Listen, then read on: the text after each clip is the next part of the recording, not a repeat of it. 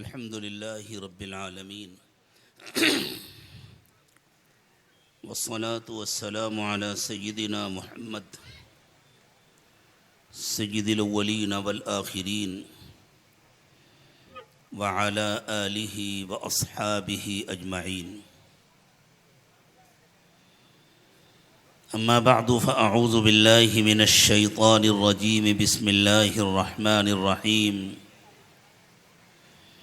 रब्बना वबअस फ़ीहिम रसूलन मिनहुम यतलू अलैहिम आयातिका व युअल्लिमुहुमुल किताब वल हिकमत व युज़क्कीहिम इन्नका अंतल अज़ीज़ुल हकीम। सुब्हान रब्बिका रब्बिल इज़्ज़ति अम्मा यसिफ़ून व सलामुन अलल मुरसलीन वल्हम्दुलिल्लाहि रब्बिल आलमीन। अल्लाहुम्मा सल्लि अला सय्यिदिना मुहम्मद व अला आलि सय्यिदिना मुहम्मदिन व बारिक व सल्लिम। अल्लाहुम्मा सल्लि अला सय्यिदिना मुहम्मद व अला आलि सय्यिदिना मुहम्मदिन व बारिक व सल्लिम। अल्लाहुम्मा सल्लि अला सय्यिदिना मुहम्मद व अला आलि सय्यिदिना मुहम्मदिन व बारिक व सल्लिम। बात शुरू करने से पहले एक अहम बात अर्ज़ करने का दिल चाहता है। दीनी बातें करने के लिए सबसे अच्छी जगह अल्लाह का घर है। हुज़ूर अकरम सल्लल्लाहु अलैहि वसल्लम ने इरशाद फरमाया, ज़मीन पर जो मकामात अल्लाह ताला को सबसे ज़्यादा पसंद हैं वो मस्जिदें हैं, और जो मकामात सबसे ज़्यादा नापसंद हैं वो बाज़ार हैं। बाज़ार में गफलत होती है, मस्जिदों में बाहर के मुकाबले में हर एक का दिल अल्लाह की तरफ ज़्यादा मुतवज्जह होता है। मुझे नहीं मालूम आप लोगों की क्या मसले थे, और मेरा ख्याल है कि जिस मदरसे का ये जलसा है वो मदरसा भी तो किसी मस्जिद में ही होगा न सही। आपके पास अल्हम्दुलिल्लाह बड़ी बड़ी मस्जिदें हैं, इतना बड़ा मजमा या इससे बड़ा मजमा भी मस्जिदों में आ सकता है, तो इसका एहतमाम करना चाहिए। कम अज़ कम इस आजिज़ को बुलाने के लिए तो आपको एहतमाम करना ही पड़ेगा, वरना आइंदा के लिए पेशगी माज़रत कबूल फरमा लीजिए। मैं नहीं जाता बाज़ारों के जलसे में, मुझे अंदाज़ा नहीं था कि इस तरह होगा। मैं समझ रहा था किसी मस्जिद में दीनी प्रोग्राम होगा, इसलिए मैं हाज़िर हूँ। हम अगर रसूल अकरम सल्लल्लाहु अलैहि वसल्लम की तालीमात से जुड़ कर रहेंगे तो हमारे हर काम में बरकत होगी, और अगर हम अपनी मर्ज़ी करेंगे तो अल्लाह की तरफ से बरकत के दरवाज़े बंद हो जाएंगे। फिर अल्लाह ताला हमको हमारे हवाले कर देंगे, और जब अल्लाह किसी को उसके हवाले कर दें तो फिर खैर नहीं रहती। अल्लाह के रसूल सल्लल्लाहु अलैहि वसल्लम अल्लाह ताला से दुआ मांगते थे और फरमाते थे, ला तकिलना इला अनफुसिना तरफत आइन। अल्लाह एक सेकंड के लिए भी आप हमको हमारे हवाले न कर दीजिएगा, अपनी हिफाजत में रखिएगा। अल्लाह सबको अपनी हिफाजत में रखे। नीयतें दुरुस्त कर लेनी चाहिए आइंदा के लिए भी। अल्लाह के रसूल सल्लल्लाहु अलैहि वसल्लम इस दुनिया में अल्लाह की तरफ से उस्ताज बनकर आए हैं। दीनी तालीम, उसका सिलसिला, पढ़ना पढ़ाना, इसकी इज्जत के लिए यही काफ़ी है कि रसूल अकरम सल्लल्लाहु अलैहि वसल्लम ने अपने मुताल्लिक़ इरशाद फरमाया, इन्नमा बुइस्तु मुअल्लिमा। मैं तो आया ही हूँ उस्ताज बनकर, मुझे तो अल्लाह ताला की तरफ से भेजा ही गया है उस्ताज बनाकर। और उस्ताज उस्ताज नहीं हो सकता जब तक उसका कोई शागिर्द ना हो, शागिर्द शागिर्द नहीं हो सकता जब तक उसका कोई उस्ताज ना हो। और हुज़ूर अकरम सल्लल्लाहु अलैहि वसल्लम क्या सिखाने आए थे?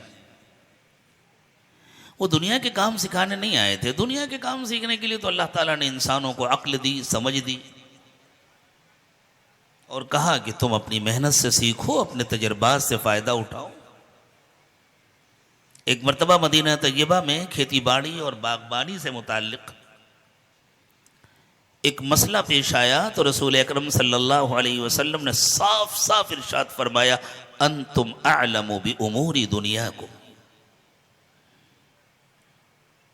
तुम्हें खेती कैसे करनी है, तुम्हें बाग कैसे लगाना है, तुम्हें लोम कौन सा लगाना है, पुराना लगाना है कि नया लगाना है, ये बतलाने के लिए नहीं आया हूँ मैं।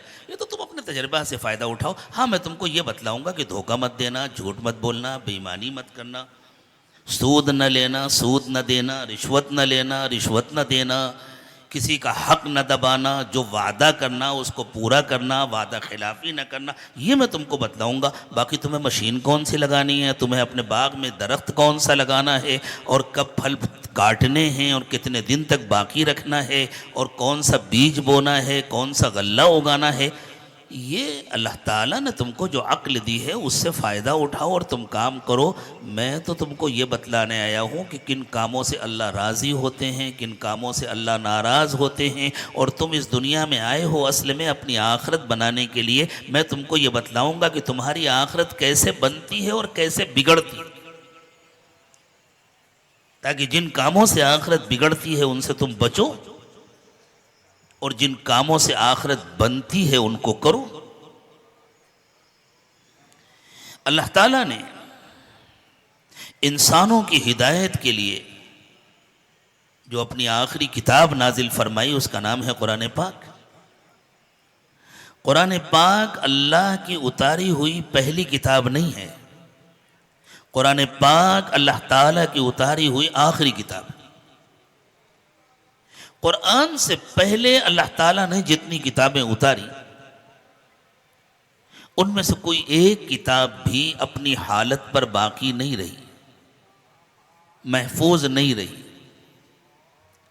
हत्ता कि जो लोग उन किताबों की तरफ अपनी निस्बत करते हैं और जो यूँ कहते हैं कि फला आसमानी किताब हमारे पास है, असल में ये परेशानी होती है रोड पर और बाज़ार में, कोई चल रहा है, कोई खड़ा है, कोई इधर जा रहा है, उधर जा रहा है। मतलब ये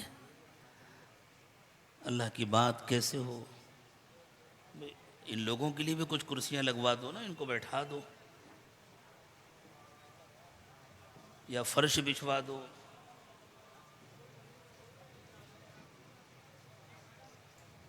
भाई ये कोई कैसेट थोड़ी होती है जिसको शुरू कर दिया गया तो चलती रहेगी।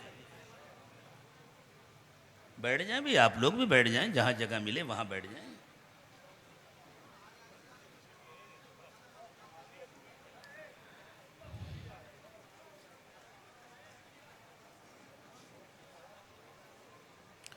जी इधर मुतवज्जो हो जाएं आप हजरात, इधर भाई आप तुम बैठ जाओ, ये तुम्हारा काम नहीं है, जिनका है वो कर लेंगे, तुम बैठ जाओ।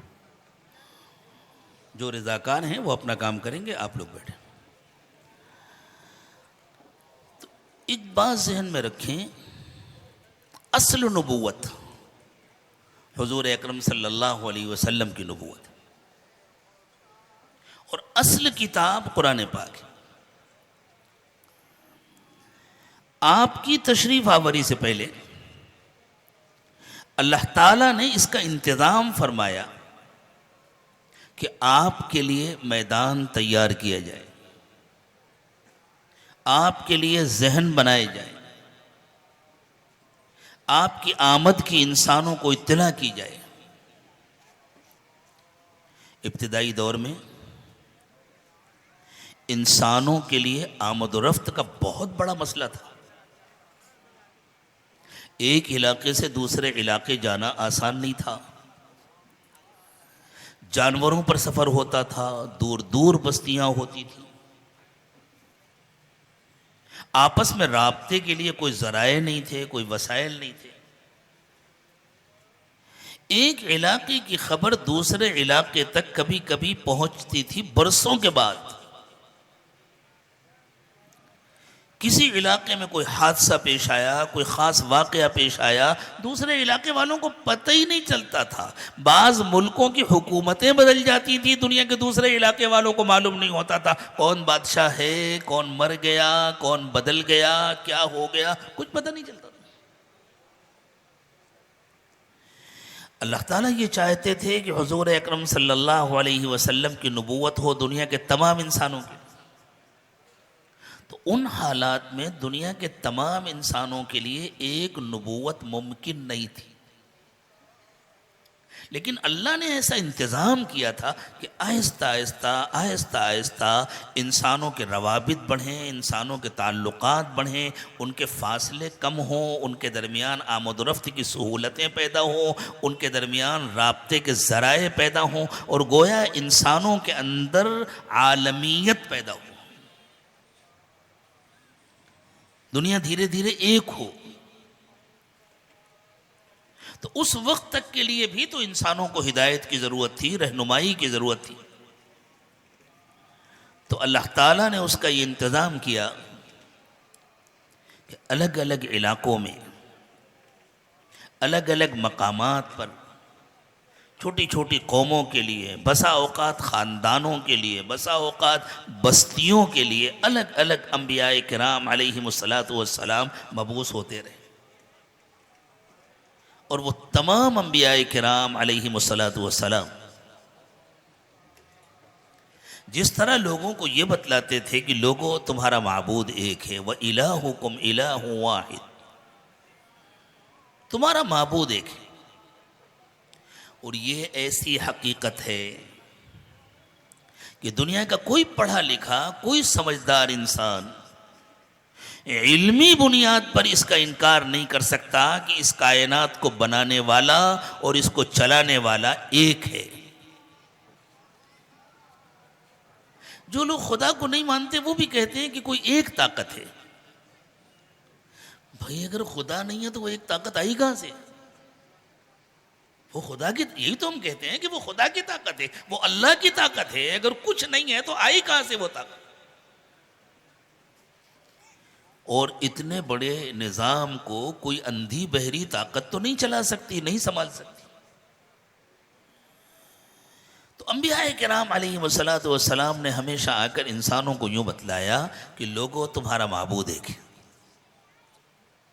वही पैदा करने वाला है, वही जिलाने वाला है, वही मारने वाला है, वही खिलाने वाला है, वही इज़्ज़त देने वाला है, वही ज़िल्लत देने वाला है, वही पानी बरसाता है, वही गल्ला उगाता है, वही मौसम बदलता है, उसी के हुक्म से सुबह होती है, उसी के हुक्म से शाम होती है, उसी की मर्ज़ी से सूरज निकलता है, उसी की मर्ज़ी से सूरज डूबता है। पूरा निज़ाम उसी के हुक्म के मुताबिक चल रहा है।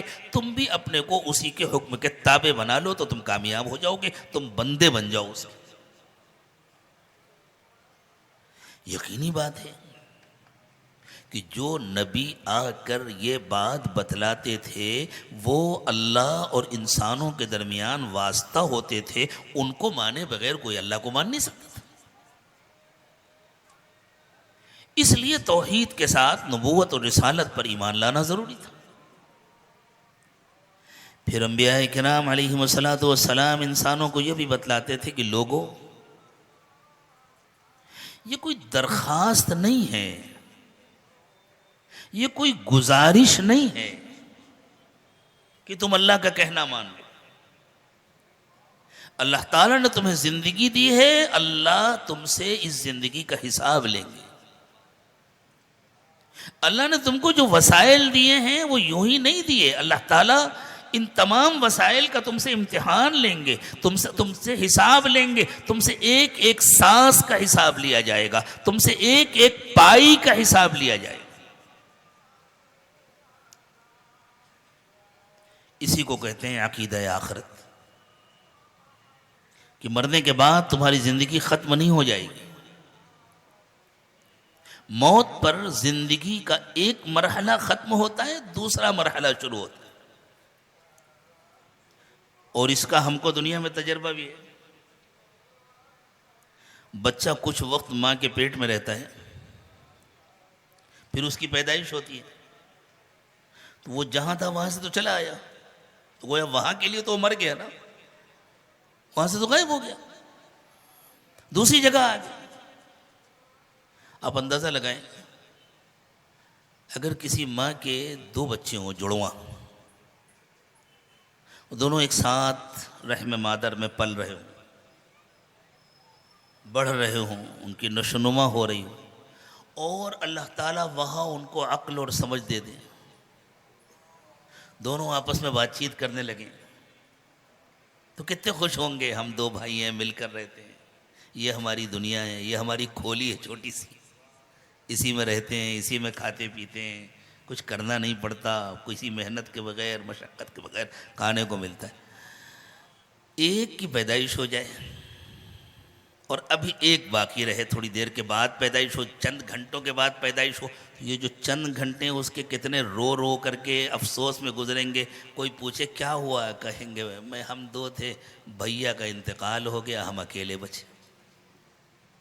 यही कहेगा ना वो, क्यों? इसलिए कि वो चला गया, नजर नहीं आ रहा।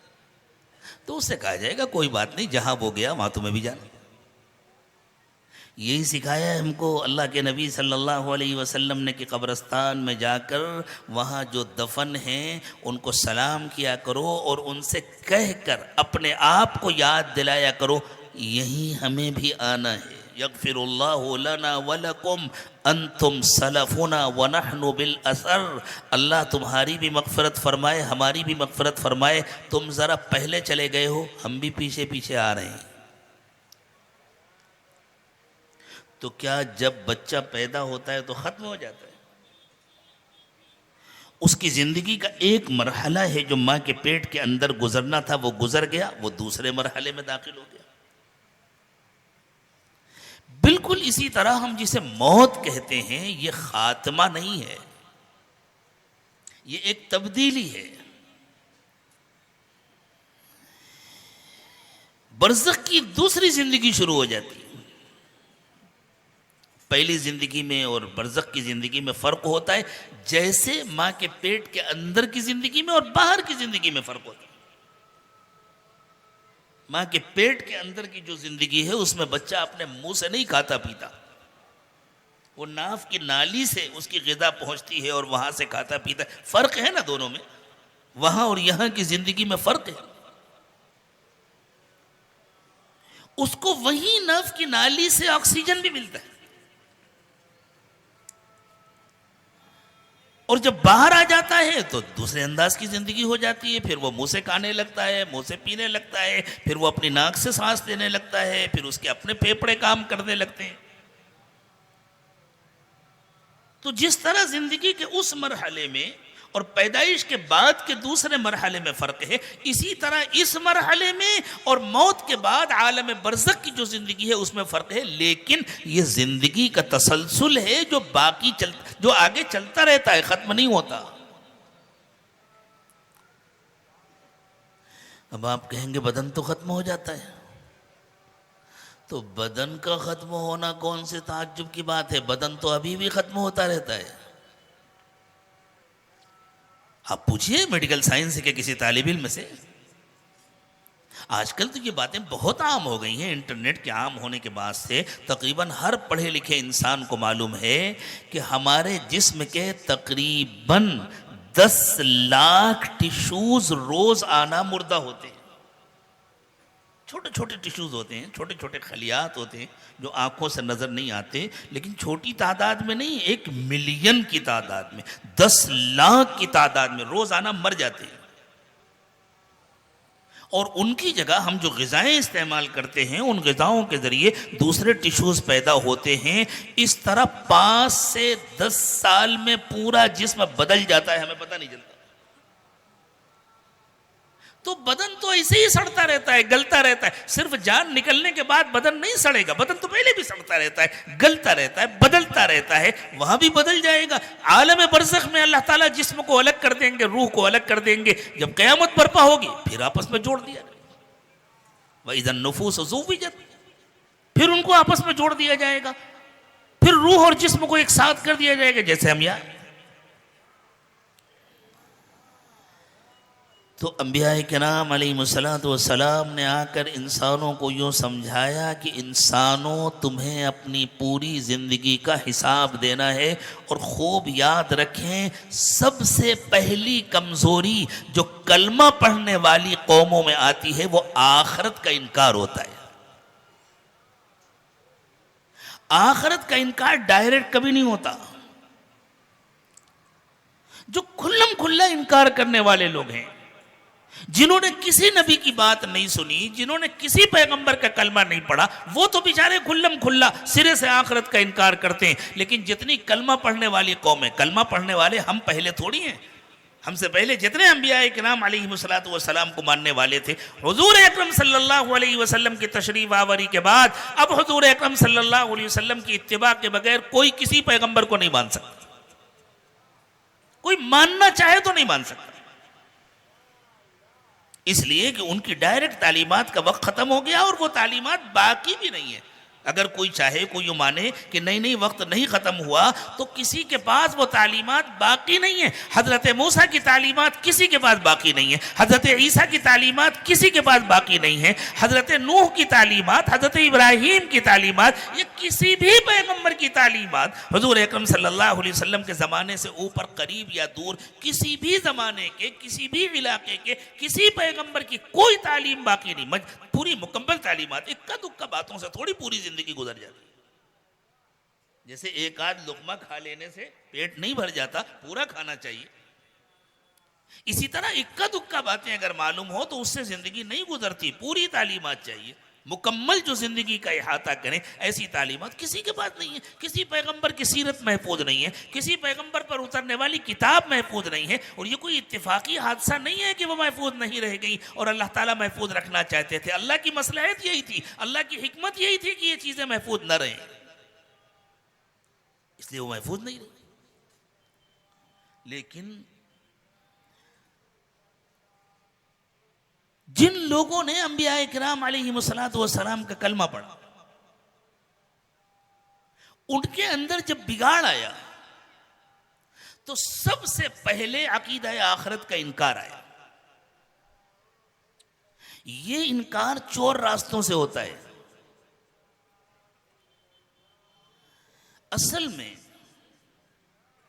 आखिरत को मानने और न मानने का फर्क क्या होता है, इसको समझिए। जब इंसान को आखिरत का यकीन होता है तो वो हर काम करते हुए सोचता है, मैं इस काम का अल्लाह को हिसाब दे पाऊंगा। अब अगर उसे मनमानी करनी है तो फिर वो आखिरत का इनकार करेगा, करना पड़ेगा कि नहीं नहीं अपना तो काम बन जाएगा। जैसे जब मैं आया तो कोई साहब नात पढ़ रहे थे ना कि मोहम्मद की उम्मत का जहन्नम में जाना मुमकिन ही नहीं है, ला हौला वला कुव्वता इल्ला बिल्लाह। किसने कह दिया मुमकिन नहीं है? जो हज़रत मोहम्मद सल्लल्लाहु अलैहि वसल्लम के तरीक़े पर चलेगा, जो आपका इत्तिबा करेगा और जो आपके नक्श कदम को इख्तियार करेगा, जो आपकी सुन्नतों के मुताबिक ज़िंदगी गुजारेगा, जो आपके हलाल किए हुए को हलाल समझेगा और जो आपके हराम किए हुए को हराम समझेगा और उसको अपनी ज़िंदगी में लागू करेगा, वो जन्नत में जाएगा। बाकी जो सिर्फ नाम लेगा हुज़ूर अकरम सल्लल्लाहु अलैहि वसल्लम का, जैसे यहूदी हज़रत मूसा का नाम लेते हैं, जैसे ईसाई हज़रत ईसा का नाम लेते हैं, जैसे दूसरी कौमें बाज़ दीगर अल्लाह के नबियों का नाम लेती हैं, तो जो उनका अंजाम होगा वो उसका अंजाम होगा। ये इनकार आखिरत, ये इस किस्म के मिसरे, इस किस्म की नातें और इस किस्म के अशार, ये सब इनकार आखिरत का हिस्सा हैं। कलमा पढ़ने वालों का के यहाँ इनकार आखिरत इन्हीं चोर दरवाजों से आता है। इसलिए कि अगर आदमी आखिरत को मान ले तो फिर मनमानी छोड़नी पड़ेगी। अल्लाह ताला ने फरमाया, बल युरीदुल इंसानु लियफजुरा अमामा। पूरी एक सूरत है कुरान पाक में जिसका नाम है सूरतुल क़ियामा, जिसमें अल्लाह ताला ने क़यामत को बयान फरमाया और लोगों की बाज़ मोटी मोटी बातों को नकल किया है। बाज़ नासमझों और जाहिलों का ये कहना था कि जब जिस्म सड़ जाएंगे, गल जाएंगे तो दोबारा कैसे बनेंगे। तो अल्लाह ताला ने फरमाया, तुम्हारे जिस्मों को बनाना हमारे लिए क्या मुश्किल है, हम तो तुम्हारे पोरों को ऐसे ही बना देंगे जैसे हैं। ला उक़सिमु बियौमिल क़ियामा वला उक़सिमु बिन्नफ्सिल लव्वामा अयहसबुल इंसानु अल्लन नजमा इज़ामा, क्या इंसान यूं समझता है कि हम उसकी हड्डियों को दोबारा नहीं बना पाएंगे। सूरह यासीन में अल्लाह ताला ने एक सवाल और जवाब का तज़किरा फरमाया है। मक्का मुकर्रमा का एक मुशरिक था, किसी पुरानी कब्र से एक बहुत बोसीदा हड्डी उठा कर लाया, और हड्डी जब बहुत बोसीदा हो जाती है तो वो बिल्कुल भुरभुरी हो जाती है, अगर उसे दबा दिया जाए तो वो राख जैसी हो जाती है। तो वो किसी कब्र से हड्डी उठा करके लाया और हुजूर अकरम सल्लल्लाहु अलैहि वसल्लम के सामने ला करके उसने यूं हड्डी को हाथ से दबाया, वो बिल्कुल रेत की तरह बिखर गई। और उसने कहा, या मोहम्मद मैं युहयिल इज़ाम वही रमीम, जब हड्डियाँ इस तरह भुरभुरी हो जाएंगी, बोसीदा हो जाएंगी, तो फिर इनको कौन जिंदा करेगा। अल्लाह ताला ने उसके जवाब में इरशाद फरमाया, कुल युहयिहल्लज़ी अंशअहा अव्वल मर्रा वहुवा बिकुल्लि खल्क़िन अलीम। आप इरशाद फरमा दीजिए, वही जिंदा करेगा जिसने इन हड्डियों को पहली मर्तबा बनाया था। उसे सब पता है कौन सी चीज कैसे बनती है, किसके अज्जा कहां गए हैं, और रोजाना हमारी हड्डियां बन रही हैं या नहीं बन रही।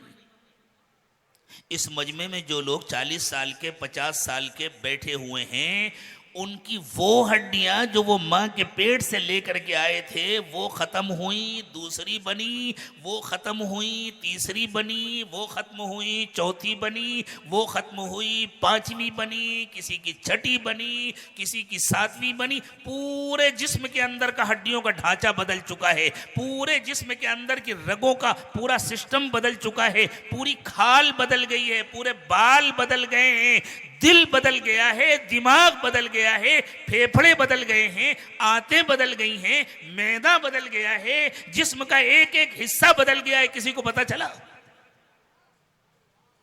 अल्लाह बदलने वाले हैं ना, अल्लाह को सब कुछ मालूम है। वहु बिकुल्लि खल्क़िन अलीम। अल्लाह ताला अपनी हर मखलूक से खूब अच्छी तरह वाकिफ है। तो अल्लाह ताला ने फरमाया, तुम्हें इस पर ताज्जुब होता है कि हम हड्डियों को कैसे बनाएंगे। बला कादिरीना अला अन नुसव्विया बनाना, हमारे लिए तो ये भी कुछ मुश्किल नहीं है कि हम पोरों को ऐसे ही बना दें जैसे पहले थे। जिस वक्त कुरान पाक नाजिल हुआ उस वक्त किसी को पता था कि पोरों में क्या होता है?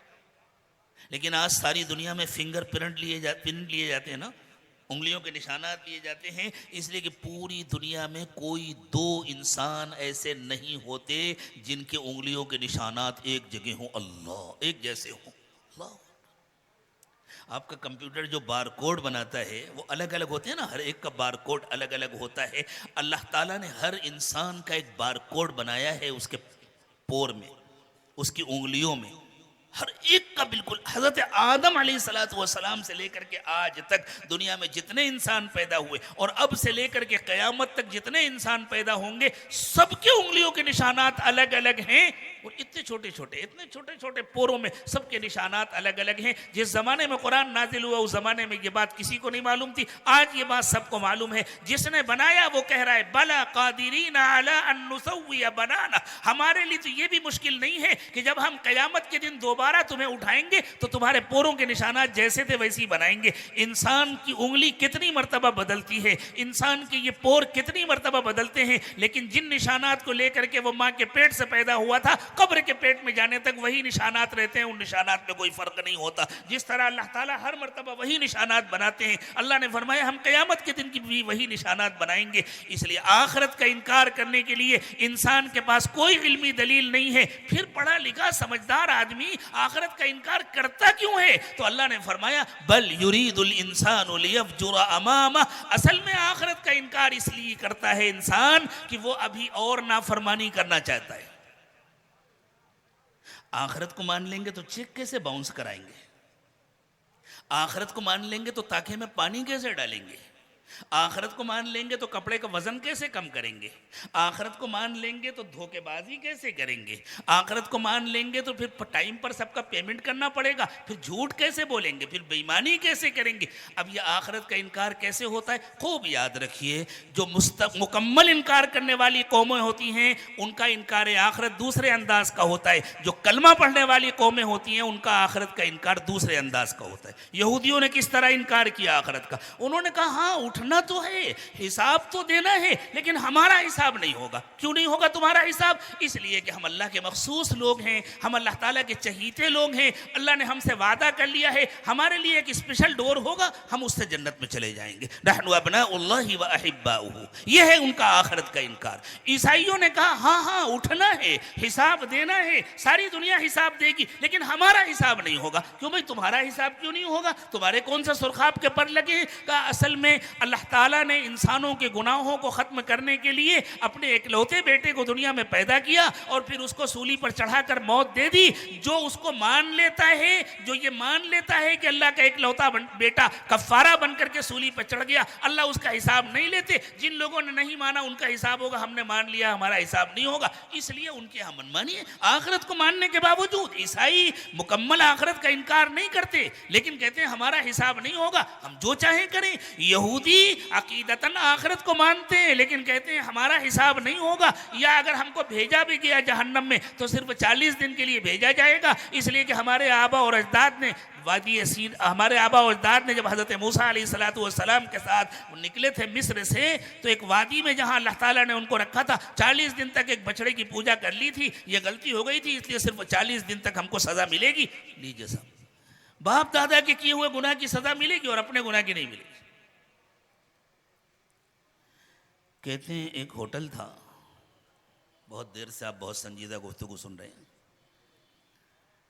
वहाँ बोर्ड लगा हुआ था, आप आराम से खाना खाइए, आपको बिल नहीं पे करना है, बिल आपके पोते देंगे। एक साहब को लगा ये तो बहुत अच्छी बात है, वो जाकर के बैठ गए, उन्होंने लंबा चौड़ा ऑर्डर दे दिया और अपने हिसाब से उन्होंने सोचा कम से कम 1000 रुपए का तो खाना होना चाहिए ना, आराम से खा करके जाऊं, कौन सा मुझे पैसे देना है, मेरा पोता आएगा वो आकर के बिल देगा। अब सब खाना खा के जब चलने लगे तो वेटर ने आकर के उनको एक बिल पकड़ा दिया 5000 रुपये। तो उन्होंने कहा ये क्या बोर्ड लगा हुआ? जी जी, ये आपके खाने का बिल नहीं है, आपके दादा खाकर गए थे उसका बिल है। आपके खाने का बिल तो आपका पोता आएगा वो देगा, वो जो आपके दादा खा करके गए थे अपने जमाने में, ये उसका बिल है, आपको अदा करना है, आप उनके पोते हैं ना। कोई अकल इसको मानती है? दादा के जुर्म की सजा पोते को मिले, बाप के जुर्म की सजा बेटे को नहीं मिलती, भाई की गलती की सजा भाई को नहीं मिलती, जिसने गलती की है उसको सजा मिलेगी। ये है इनकार आखिरत का तुरफा तमाशा। उन्होंने कहा हमारे आबा और अजदाद ने 40 दिन तक गुनाह किया था, इसलिए उसकी सजा में हमें 40 दिन के लिए जहन्नम में डाला जाएगा, उसके बाद हम सबको निकाल करके जन्नत में भेज दिया जाएगा, इसलिए कि अल्लाह ताला ने हमसे वादा किया है कि तुम हमारे करीबी लोग हो, तुम हमारे मखसूस लोग हो। मेरे दोस्तों, हर जमाने में मुसलमान कौमों में जो बिगाड़ आया है वो हमेशा इनकार आखिरत के रास्ते से आया है। इस जमाने के जो मुसलमान हैं, हम और आप कलमा पढ़ने वाले, नमाजें पढ़ने वाले, हमारे यहाँ आखिरत का इनकार कहाँ से हो रहा है? जिसका चाहो दबा कर बैठ जाओ, एक हज करो सब माफ हो जाएगा, यह है आखिरत का इनकार। एक उम्रा करो सब माफ हो जाएगा, यह है आखिरत का इनकार। हम इस इनकार की बुनियाद पर दुनिया में किसी पर कुफ्र का फतवा नहीं लगा सकते, लेकिन कयामत के दिन अल्लाह ताला किसी मुफ्ती साहब से मशवरा करके हिसाब नहीं लेंगे। कयामत के दिन अल्लाह का कानून चलेगा, कयामत के दिन अल्लाह ताला दिलों के हाल से वाकिफ होंगे। अभी भी अल्लाह दिलों के हाल से वाकिफ है, लेकिन अभी अल्लाह ताला पर्दा डाल करके रखते हैं। कयामत के दिन सारे पर्दे हटा देंगे। वहुस्सिला मा फी सुदूर, सीनों के अंदर जो कुछ छुपा होगा वो सब बाहर आ जाएगा। दिलों के अंदर के सारे राज निकाल लिए जाएंगे, नियतें बाहर निकाल ली जाएंगी और फिर अल्लाह दिखाएंगे देखो ये थी तुम्हारी नियत, ये था तुम्हारा हाल। सिर्फ उसी की जिंदगी में तकवा होता है और सिर्फ वही अल्लाह से डरता है और सिर्फ वही बंदों के साथ अच्छा मामला करता है और सिर्फ वही अपनी तन्हाइयों में भी अल्लाह से डरता है और गुनाहों से बचता है, जिसको आखिरत का यकीन होता है। और ऐसे कितने लोग हैं?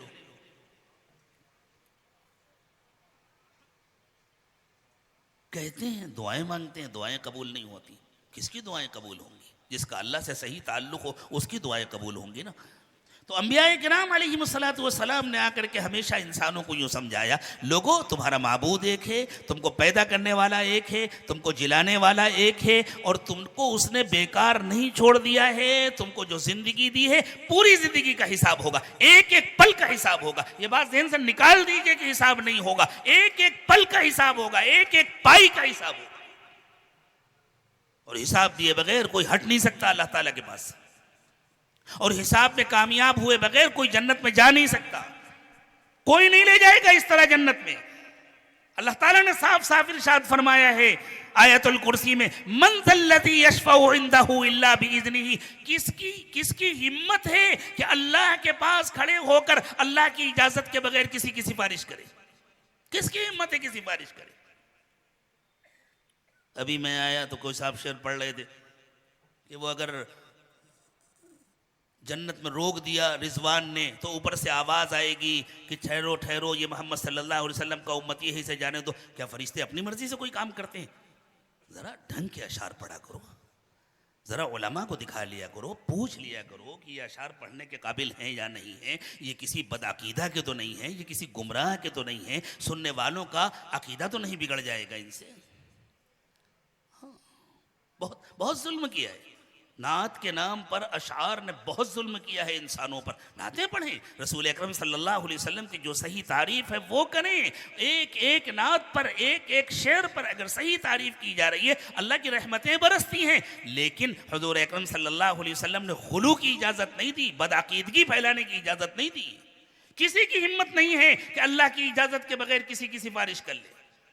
कोई फरिश्ता कोई काम अपनी मर्जी से नहीं करता। ला यासून अल्लाह मा अमरहुम व यफअलून मा युमरून। मसाजिद में लोगों को जमा कर करके अकायद पर भी गुफ्तगू होनी चाहिए, बुनियादी अकायद लोगों को समझाए जाने चाहिए। कोई फरिश्ता अल्लाह की मर्जी के मुताबिक कोई काम नहीं करता। जन्नत के फरिश्ते भी अल्लाह के हुक्म के मुताबिक काम करेंगे, जहन्नम के फरिश्ते भी अल्लाह के हुक्म के मुताबिक काम करेंगे।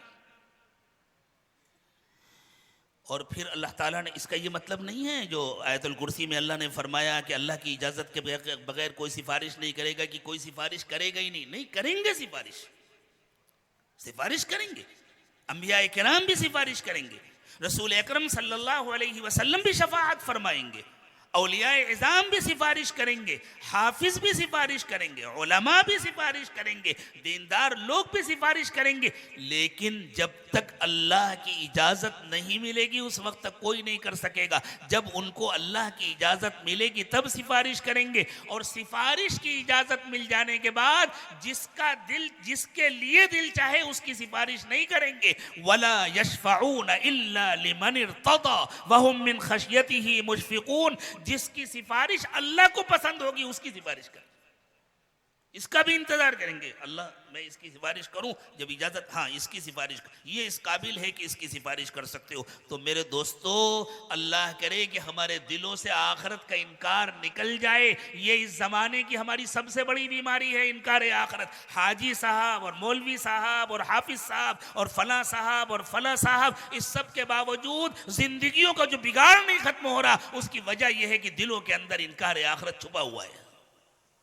बड़ी मुश्किल से निकलता है ये इनकार, बड़ी मुश्किल से आखिरत का यकीन आता है। और जब आखिरत का यकीन आता है तो जिंदगियों में तकवा आ जाता है। जब आखिरत का यकीन आता है तो दिलों में अल्लाह का डर आ जाता है। जब आखिरत का यकीन आता है तो फिर इंसान को हर वक्त डर लगता है, बोलने से पहले उसे डर लगता है मेरी बात रिकॉर्ड हो रही है, अल्लाह के सामने मुझे अपनी बात का हिसाब देना पड़ेगा। मा यल्फिज़ु मिन क़ौलिन इल्ला लदैहि रक़ीबुन अतीद। मैं जो कुछ कह रहा हूँ वो सब रिकॉर्ड हो रहा है, फरिश्ते महफूज कर रहे हैं, उसमें कोई कमी ज़्यादती नहीं हो सकती। मैं किसी प्रोग्रामिंग के जरिए उसको डिलीट भी नहीं कर सकता।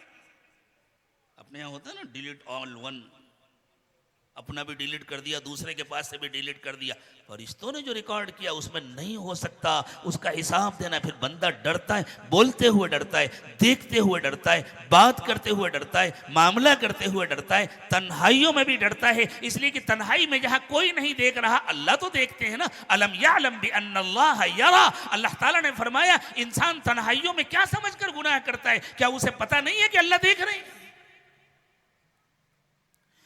इसके साथ साथ तमाम अंबियाए किराम अलैहिमुस्सलातु वस्सलाम ने इंसानों को ये भी बतलाया कि देखो हम तुमको इस सब के साथ ये भी बतलाने आए हैं कि हम आखिरी पैगंबर नहीं हैं। असल पैगंबर और आखिरी पैगंबर तो हज़रत मोहम्मद सल्लल्लाहु अलैहि वसल्लम हैं। हम तो तुम्हारा जहन बनाने के लिए आए हैं कि उनकी तशरीफ़ आवरी से पहले ये उन्हीं की तालीमात हैं जो हम तुमको सिखा रहे हैं, यही वो सिखाएंगे आकर। लेकिन पूरी दुनिया को सिखाएंगे, आलमी पैमाने पर सिखाएंगे, तमाम इंसानों के लिए वो आएंगे, तमाम ज़मानों के लिए वो आएंगे। हम उन्हीं की तालीमात तुमको पहुंचा रहे हैं, इन पर अमल करते रहो। और जिस दिन वो आ जाएं बिल्कुल इंतजार मत करना, फौरन उनके दामन से वाबिस्ता हो जाना। और हम तुमको बतला रहे हैं, अगर हमारी जिंदगी में वो आ गए तो तुमसे पहले हम उनका कलमा पढ़ेंगे, हम तुमसे पहले कलमा पढ़ेंगे। रसूल अकरम सल्लल्लाहु अलैहि वसल्लम ने उसकी मिसाल दी, इरशाद फरमाया लौ काना मूसा हय्यन लमा वसिअहु इल्ला इत्तिबाई। अगर आज हजरत मूसा जिंदा होते, हजरत मूसा बहुत जलीलुल कद्र पैगंबर है, हजरत मूसा की अल्लाह ताला से गुफ्तगू होती थी, वकल्लमल्लाहु मूसा तकलीमा, अल्लाह ताला से बातचीत होती थी। हजरत मूसा अलैहिस्सलातु वस्सलाम अल्लाह ताला की आवाज सुना करते थे। हजरत मूसा साहिब किताब पैगंबर हैं, साहिब शरीयत पैगंबर हैं, लेकिन हुजूर अकरम सल्लल्लाहु अलैहि वसल्लम ने इरशाद फरमाया लौ काना मूसा हय्यन लमा वसिअहु इल्ला इत्तिबाई। अगर हजरत मूसा आज जिंदा होते तो मेरा कलमा पढ़ते। और हजरत ईसा अलैहिस्सलातु वस्सलाम तो जिंदा हैं और आएंगे, और जब आएंगे तो हुजूर अकरम सल्लल्लाहु अलैहि वसल्लम का कलमा पढ़ेंगे। और जिन लोगों को शुबह है हजरत ईसा अलैहिस्सलातु वस्सलाम के ताल्लुक से, जब हजरत ईसा अलैहिस्सलातु वस्सलाम आ जाएंगे और उनको बतला देंगे, उन सब का हाल बदल जाएगा इंशाअल्लाह। तो असल नबूवत हजरत मोहम्मद सल्लल्लाहु अलैहि वसल्लम की नबूवत है, असल किताब हजरत मोहम्मद सल्लल्लाहु अलैहि वसल्लम की किताब है। इसकी गुंजाइश थी कि हुजूर अकरम सल्लल्लाहु अलैहि वसल्लम के आने के बाद दुनिया की बास कौमें यूँ कहती हमारे पास पहले से नबूवत मौजूद है, वो हमारे लिए काफ़ी है, हमारे पास पहले से किताब मौजूद है, वो हमारे लिए काफ़ी है। तो अल्लाह ताला ने इसका इंतज़ाम कर दिया, न किसी के पास नबूवत मौजूद है, न किसी के पास किताब मौजूद है। नबियों का नाम लेने वाले नाम लेते रहे, उनके पास अंबिया किराम की तालीमात नहीं है। किताबों का नाम लेने वाले चाहे जितना नाम लें, लेकिन उनके पास असली किताब मौजूद नहीं।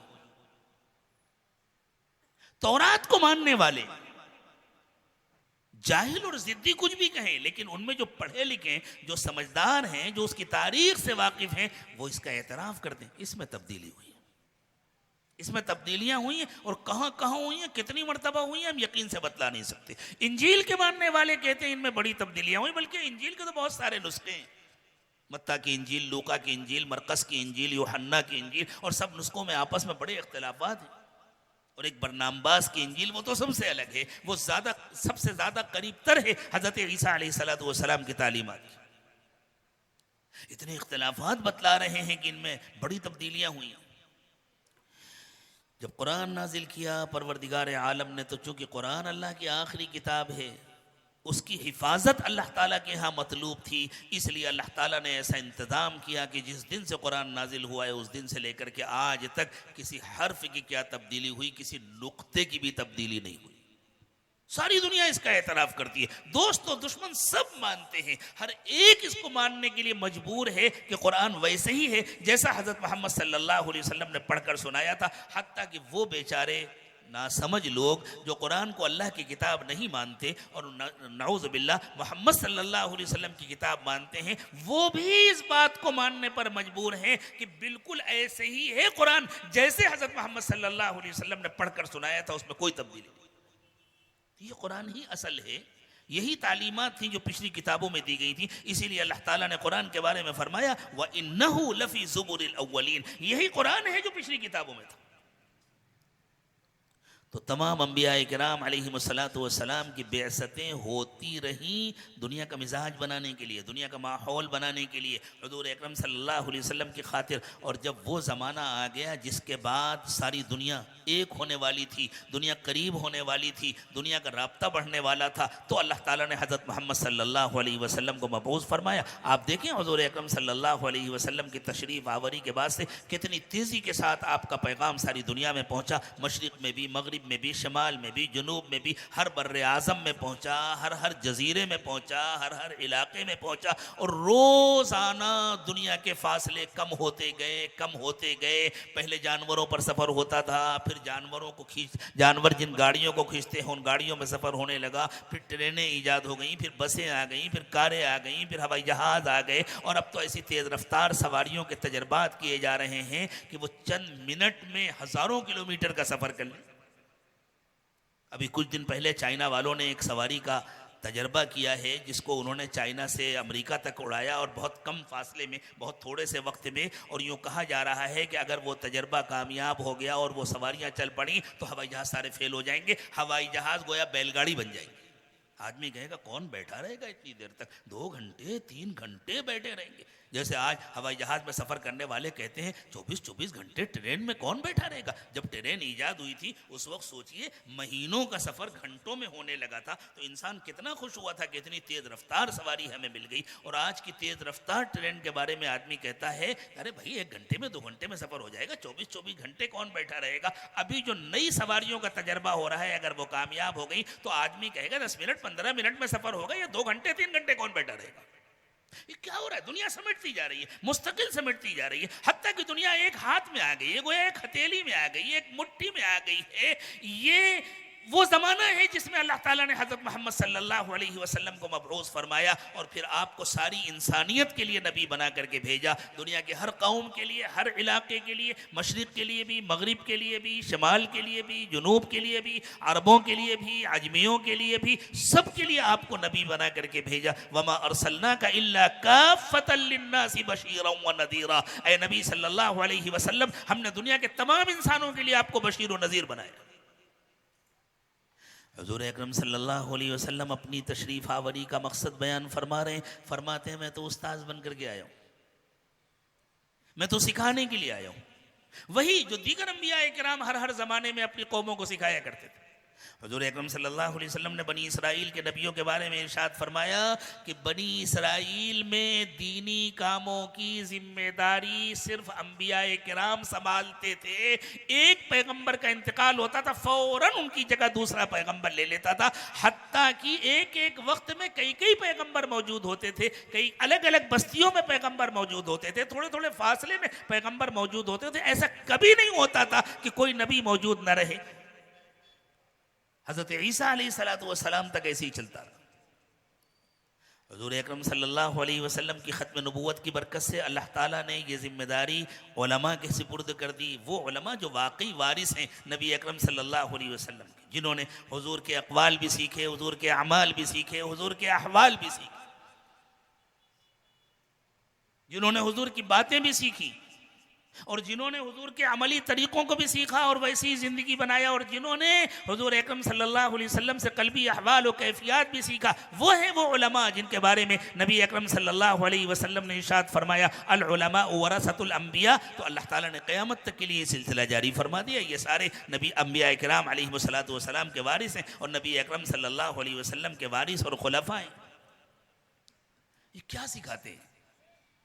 ये मदरसों में, ये मस्जिदों में, मकातिब में, मदारिस में जो तालीम दी जा रही है, यही तालीम देने के लिए आए थे अंबिया किराम अलैहिमुस्सलातु वस्सलाम। इसी तालीम को देने के लिए आए थे रसूल अकरम सल्लल्लाहु अलैहि वसल्लम। यह आखिरत को बनाने की तालीम है, ये अल्लाह को राज़ी करने की तालीम है, ये नाकामी से बचाने वाली तालीम है, ये कामयाब करने वाली तालीम है।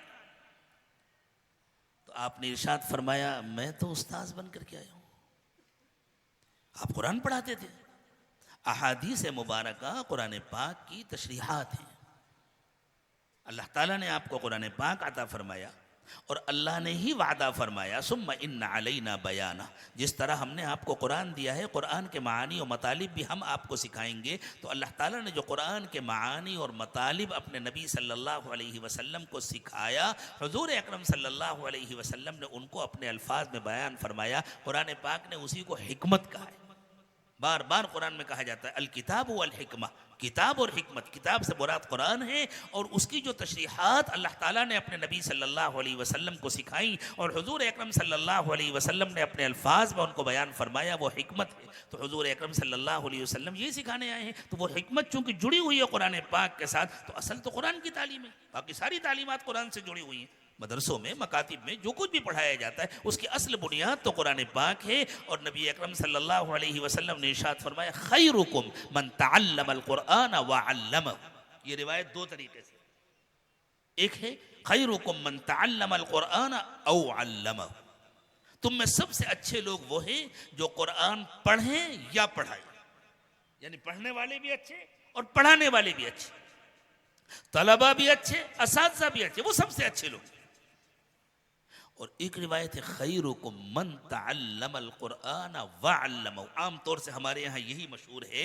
इसके माना है तुम में सबसे अच्छे लोग वो हैं जो कुरान पढ़ें फिर पढ़ाएं, खुद पढ़ें फिर पढ़ाएं, खुद सीखें फिर सिखाएं, खुद दीनदार बने, दूसरों को दीनदार बनाएं, तब जाकर के वो सबसे अच्छे होंगे, इसलिए कि वही सबसे अच्छे लोग हैं। उसी के लिए तो अल्लाह ताला ने इंसानों को पैदा फरमाया। अल्लाह ताला ने हमको आपको लोम चलवाने के लिए नहीं पैदा किया, ये तो रोजी का एक जरिया है। ऐसा नहीं है कि दुनिया में जहां लोम नहीं है वहां लोग भूखे मरते हैं, वहां अल्लाह ने रोजी के दूसरे जरिए दिए। कोई खेती बाड़ी के जरिए रोजी हासिल करता है, कोई मुलाजमत के जरिए रोजी हासिल करता है, कोई अपने टेक्सटाइल के जरिए रोजी हासिल करता है, कोई किसी और सनत के जरिए रोजी हासिल करता है। ये सब हमारी जिंदगी के मकासिद नहीं है, ये हमारी जिंदगी की जरूरतें। और हमेशा याद रखिए, जरूरतें बदलती हैं, मकासिद कभी नहीं बदला करते। पूरी दुनिया में इंसानों की जिंदगी का एक मकसद है, वमा खलक़तुल जिन्ना वल इंसा इल्ला लियअबुदून, मैंने इंसानों और जिन्नातों को अपनी बंदगी के लिए पैदा किया है। और बंदगी सिखाते हैं इंसानों को अंबिया किराम अलैहिमुस सलाम। अल्लाह ताला ने हुजूर अकरम सल्लल्लाहु अलैहि वसल्लम के जरिए हमें बंदगी का सलीका सिखाया और बंदगी सीखने के लिए हमें कुरान पाक आता फरमाया। अल्लाह के नबी सल्लल्लाहु अलैहि वसल्लम ने हमें कुरान पढ़ाकर, कुरान सिखाकर बंदगी का सलीका सिखाया। सैयदना इब्राहीम अलैहिस्सलातु वस्सलाम जो अबुल अंबिया हैं, 3 पैगंबर हैं जो अबुल अंबिया हैं। हज़रत आदम अलैहिस्सलातु वस्सलाम वो तो अबुल बशर हैं, तमाम इंसानों के बाप। अबुल बशर के माना तमाम इंसानों के बाप। तो हज़रत आदम अलैहिस्सलातु वस्सलाम तमाम इंसानों के बाप। इसलिए दुनिया में जितने इंसान हैं सब हज़रत आदम की औलाद, जितने अंबिया हैं सब हज़रत आदम की औलाद, जितने उलमा हैं, जितने सुलहा हैं, बल्कि जो अच्छे हैं वो भी उन्हीं की औलाद, जो बुरे हैं वो भी उन्हीं की औलाद। हुज़ूर अकरम सल्लल्लाहु अलैहि वसल्लम ने फरमाया कि मैंने मेराज में देखा, एक बुजुर्ग तशरीफ फरमाए और 2 तरफ इंसानों का बड़ा बड़ा मजमा है। एक मजमा दाईं तरफ है, एक मजमा बाईं तरफ। वो दाईं तरफ वालों को देखते हैं तो मुस्कुराते हैं, हंसते हैं, खुश होते हैं। थोड़ी देर के बाद आहिस्ता आहिस्ता गर्दन इधर घूमती है, बाईं तरफ वालों को देखते हैं तो उनके आंखों में आंसू आ जाते हैं, वो रोने लगते हैं। फरमाया मैंने जिब्रील अमीन से पूछा, जिब्रील ये बुज़ुर्ग कौन है और ये कैसा मजमा है, क्या है? जो फरमाया हुजूर ये तमाम इंसानों के बाप, आपके भी बाप हज़रत आदम अलैहिस्सलातु वस्सलाम है, ये सारी इनकी औलाद हैं। ये दाहिनी तरफ अस्हाबुल यमीन है जो जन्नत में जाने वाले हैं, बाईं तरफ अस्हाबुश शिमाल है जो जहन्नम में जाने वाले हैं। जब ये जन्नत में जाने वालों को देखते हैं तो खुश होते हैं, जब जहन्नम में जाने वालों को देखते हैं तो कुढ़ते हैं, गमगीन होते हैं, इनको अफसोस होता है और रोने लगते हैं। हर बाप को अफसोस होता है अगर बेटा नामुराद हो, नाकाम हो, फेल हो जाए, उसका कारोबार में नुकसान हो जाए, उसको कोई गम हो जाए, कोई हादसा पेश आ जाए। तो इससे बड़ा हादसा क्या हो सकता है किसी इंसान के लिए? हमेशा हमेश के लिए वो नाकाम हो जाए और जहन्नम में चला जाए। और इससे ज़्यादा खुशी की क्या बात हो सकती है किसी के लिए कि उससे अल्लाह राज़ी हो जाए और वो हमेशा के लिए जन्नत में चला जाए। खालिदीन फ़ीहा अबदा, जन्नतियों से अल्लाह ताला फरमाएंगे तुमको हमेशा हमेश जन्नत में रहना है, कभी नहीं निकाला जाए। उसके बाद हज़रत नूह अलैहिस्सलातु वस्सलाम बाकी इंसानों के बाप भी हैं और अंबिया किराम के बाप भी हैं। लेकिन हज़रत इब्राहीम अलैहिस्सलातु वस्सलाम अपने बाद तमाम इंसानों के बाप नहीं हैं,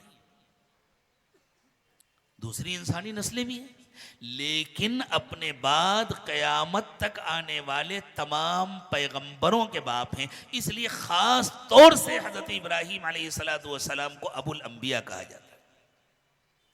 हज़रत इब्राहीम अलैहिस्सलातु वस्सलाम के पहले बेटे हैं दूसरी बीवी से हज़रत इस्माईल अलैहिस्सलातु वस्सलाम, और हज़रत इब्राहीम अलैहिस्सलातु वस्सलाम के दूसरे बेटे हैं पहली बीवी से हज़रत इसहाक़ अलैहिस्सलातु वस्सलाम। हज़रत इसहाक़ के बेटे हैं हज़रत याकूब, और हज़रत याकूब के बेटे हैं हज़रत यूसुफ़ अलैहिस्सलातु वस्सलाम, और उनके 11 भाई जिनकी नस्लों से बनी इसराइल की पूरी कौम बनी।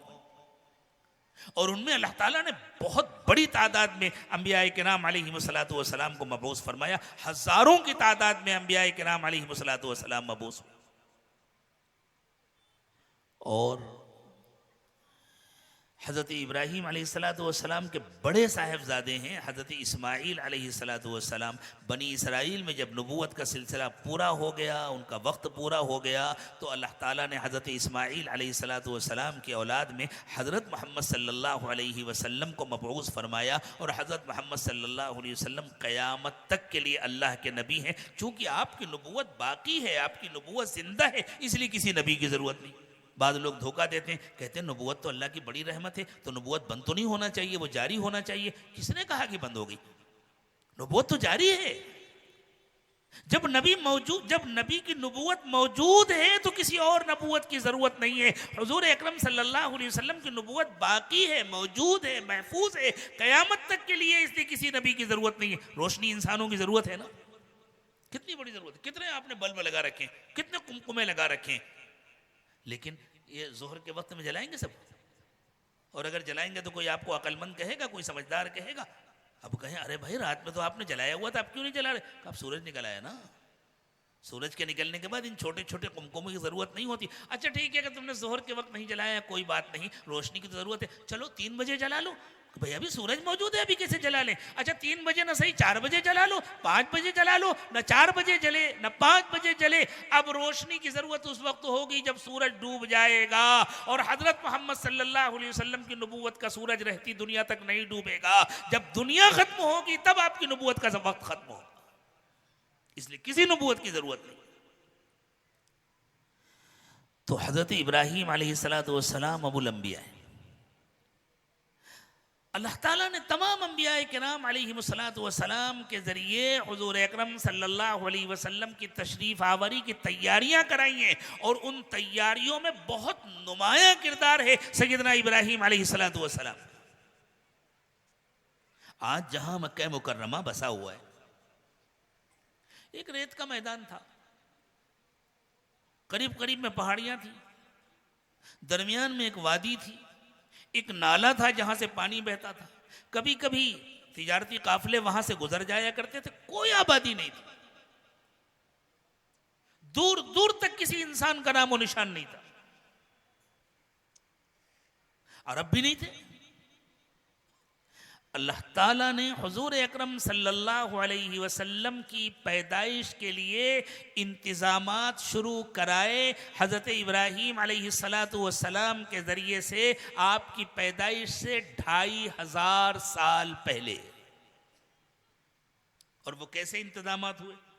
हज़रत इब्राहीम अलैहिस्सलातु वस्सलाम इराक में पैदा हुए थे। इराक मक्का मुकर्रमा से अच्छे खासे फासले पर है। इस वक्त दुनिया के जो नागुफ्ताबिही हालात हैं वो बिल्कुल इराक के पड़ोस में हैं, लेकिन ऐसे हालात पैदा हुए हजरत इब्राहीम अलैहिस्सलातु वस्सलाम के लिए कि आपके लिए इराक में रहना मुश्किल हो गया, तो आप इराक से सफर करके फलस्तीन के इलाके में आए, मुल्क शाम के इलाके में आए, और फिर आप मिस्र तशरीफ ले गए। वहां कुछ ऐसे हालात पेश आए कि अल्लाह ताला ने वहां की बादशाह की बेटी हजरत हाजरा को आपकी बीवी बना दी। बादशाह ने खुद पेशकश की और हज़रत इब्राहीम अलैहिस्सलातु वस्सलाम ने उनसे निकाह कर लिया। आप अपनी अहलिया मोहतरमा हज़रत सारा को साथ लेकर के आए थे। इराक से जब हज़रत इब्राहीम अलैहिस्सलातु वस्सलाम निकले थे तो दुनिया में सिर्फ 3 ईमान वाले थे, हज़रत इब्राहीम, उनकी बीवी हज़रत सारा और उनके भतीजे हज़रत लूत अलैहिमुस्सलातु वस्सलाम, बस चौथा कोई नहीं था ईमान वाला। ये काफिला जब मिस्र पहुंचा तो अल्लाह ताला ने इस काफिले में एक फर्द का और इजाफा कर दिया। हजरत हाजरा भी आपकी बीवी बन गई, लेकिन हजरत हाजरा से निकाह करने के बाद आपने मिस्र में कयाम नहीं किया, आप मुल्क शाम की तरफ आ गए। वहां आने के बाद अल्लाह ताला ने इतने इम्तिहानात लिए थे, बुढ़ापा आ गया था तकरीबन हज़रत इब्राहीम अलैहिस्सलातु वस्सलाम का। अल्लाह के नाम पर ज़िंदगी भर तकलीफ़ें बर्दाश्त की थी और अल्लाह ताला ने उस वक्त तक औलाद नहीं दी थी। और सब्र का ये आलम था कि अल्लाह से राज़ी थे, वो भी राज़ी, उनकी अहलिया भी राज़ी। उनकी अहलिया मोहतरमा भी बूढ़ी हो गई थी, हज़रत इब्राहीम अलैहिस्सलातु वस्सलाम भी बूढ़े हो रहे थे। और फिर अल्लाह ताला ने उनकी अहलिया का दूसरा इम्तिहान लिया, हज़रत हाजरा को माँ बना दिया, हज़रत सारा को अभी माँ नहीं बनाया। इम्तिहान लेते हैं अल्लाह, इम्तिहान के बगैर कामयाबी नहीं होती है। जो हम लोगों ने समझा ना, बस हम तो दामन पकड़ कर मचल जाएंगे और हमारा काम बन जाएगा, हमें ना यहाँ कोई इम्तिहान देना है ना वहाँ कोई इम्तिहान देना है। अल्लाह करे इस खाम ख्याली से जल्दी से बाहर निकल आए। इम्तिहान दिए बगैर दामन हाथ में आता ही नहीं है। हाथ में होगा दामन तब पकड़ के मचलोगे ना। 10 फीट दूर, 10 मीटर और 20 मीटर दूर से थोड़ी दामन पकड़ के मचल जाओ। जो लोग दूर दूर रहते हैं, जिनकी ज़िंदगी में सुन्नतों का पता नहीं, जिनकी ज़िंदगी में तक़वा का पता नहीं, उनके हाथों में नबी अलैहिस्सलातु वस्सलाम का या किसी भी अल्लाह के वली का दामन है कहाँ? दामन आए तब पकड़ करके कुछ करे ना। अल्लाह करे सबके हाथों में अल्लाह के नबी सल्लल्लाहु अलैहि वसल्लम का और औलिया एज़ाम का दामन आ जाए। तो अल्लाह ताला ने इम्तिहान लिया। हज़रत इब्राहीम अलैहिस्सलाम को बुढ़ापे में बेटा मिला, उनकी खुशियों का कोई ठिकाना नहीं, लेकिन हज़रत सारा के दिल पे क्या गुजर रही होगी, इतनी कुर्बानियाँ दी लेकिन बेटा नहीं मिला। हज़रत हाजरा अभी नई नवेली है, बेटा मिल गया, उन्होंने सब्र किया, बर्दाश्त किया। अब हज़रत इब्राहीम अलैहिस्सलाम का दूसरा इम्तिहान, नई नवीली बीवी और वो भी बेटे की माँ। अब अल्लाह ताला ने हुक्म दिया अपनी बीवी को लो, अपने बेटे को लो और लेकर रवाना हो जाओ, जहाँ हम कहें वहाँ छोड़ कर आ जाओ। हज़रत इब्राहीम अलैहिस्सलाम ने हज़रत हाजरा और हज़रत इस्माइल को लिया और लेकर उस मकाम पर पहुँचे जहाँ आज मक्का मुकर्रमा आबाद। अल्लाह का घर तो कदीम ज़माने से था, लेकिन तूफ़ान नूह में उसकी दीवारें ख़त्म हो गई थी, उसकी इमारत ख़त्म हो गई थी, रेत के नीचे बुनियादें दबी हुई थी, किसी को पता नहीं था कहाँ है अल्लाह का घर। उस मकाम पर हुक्म मिला यहाँ छोड़ो और चले जाओ। अल्लाह अकबर, क्या गुजरी होगी हज़रत इब्राहीम अलैहिस्सलाम के दिल पर। बुढ़ापे में अल्लाह ने बेटा दिया और अब यूं हुक्म मिल रहा है मौत के मुंह में डालकर चले। गोया मौत के मुंह में डालना था, न दाना न पानी, जो थोड़ा सा कुछ खाने पीने का सामान ले गए थे वो कई दिन चलता।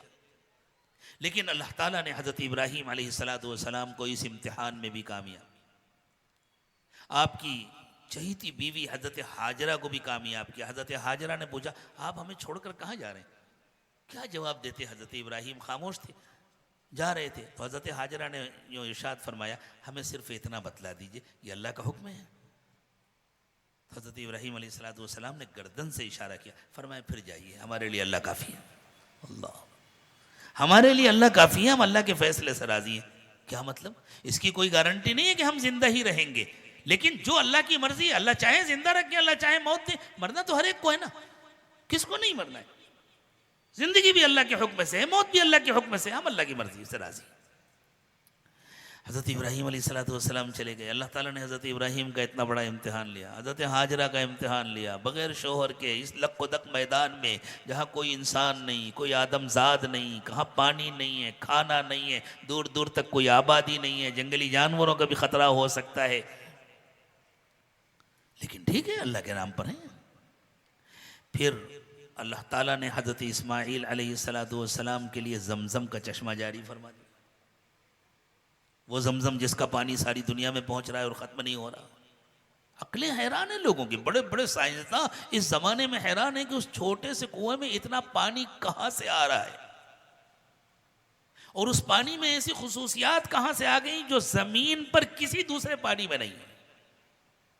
जापान वालों ने एक मशीन बनाई है पानी को साफ करने की, बड़ी महंगी मशीन आती है और उसमें पानी का अक्सर हिस्सा ज़ाय हो जाता है, तकरीबन 90% पानी ज़ाय हो जाता है, 10% पानी बचता है। वो कहते हैं ये दुनिया का सबसे मेयारी पानी होता है, लेकिन उसको बनाने वाले साइंसदान इसका एतराफ़ करते हैं ये दुनिया का सबसे मेयारी पानी है, लेकिन ये जमजम का मुकाबला नहीं कर सकता। सारी दुनिया इस बात का एतराफ़ करती है जमजम दुनिया का सबसे अच्छा पानी। उसमें ग़िज़ाई खुसूसियात भी हैं, उसमें दवाई खुसूसियात भी हैं, वो पानी भी है, खाना भी है, इलाज भी है। यह हज़रत इब्राहीम और हज़रत इस्माईल अलैहिस्सलाम का सदका है और हकीकत में यह हुज़ूर अकरम सल्लल्लाहु अलैहि वसल्लम का सदका है। जब पानी का चश्मा जारी हो गया तो अल्लाह ताला ने धीरे धीरे वहां आबादी कर दी। एक कबीला था, उसने आकर के दरख्वास्त की, वो लोग वहां रह गए और धीरे धीरे मक्के की आबादी हो गई और फिर उन्हीं की औलाद में अरब हुए जिनको अल्लाह ताला ने पूरे इलाके में फैला दिया। हज़रत इस्माईल अलैहिस्सलाम जब बड़े हुए, हाँ उससे पहले उधर देखिए हज़रत सारा का कितना बड़ा इम्तिहान था, लेकिन वो भी राजी थी अल्लाह ताला से।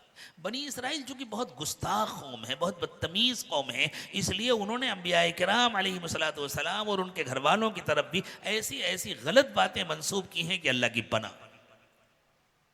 उनके यहाँ ये रिवायत है कि असल में हज़रत सारा हज़रत इस्माईल अलैहिस्सलाम को देख करके बर्दाश्त नहीं कर पा रही थी, उनके दिल में ज़बरदस्त जलन हो रही थी, इसलिए उन्होंने गुस्से में आकर के हज़रत इब्राहीम से कहा था कि तुम अपनी बीवी को और अपने बच्चे को कहीं जाकर के छोड़ करके आ जाओ, मैं अपने घर में नहीं रख सकती। बिल्कुल गलत बात है, नबूवत के घराने में ऐसा नहीं हो सकता। वो सब अल्लाह के हुक्म के पाबंद होते थे और अल्लाह की रज़ा में राजी होते।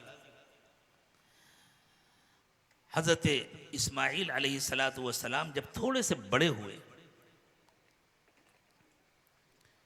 जब हज़रत इस्माईल अलैहिस्सलाम थोड़े से बड़े हुए तो अल्लाह ताला ने एक और इम्तिहान लिया और हज़रत इब्राहीम अलैहिस्सलाम ने ख्वाब में देखा कि मैं अपने हाथ से अपने बेटे को ज़िबा कर रहा हूँ। उन्होंने मशवरा किया हज़रत इब्राहीम अलैहिस्सलाम ने हज़रत इस्माईल से कि बेटे मैंने ये ख्वाब देखा है, तुम्हारी क्या राय है? उन्होंने कहा अब्बा ये अल्लाह का हुक्म है, आप इसको पूरा कीजिए, मेरी परवाह न कीजिए, मैं इंशाल्लाह सब्र करूँगा, बर्दाश्त करूँगा। भाई एक दो आदमी इंतज़ाम कर लो, ये क्या कर रहे हो?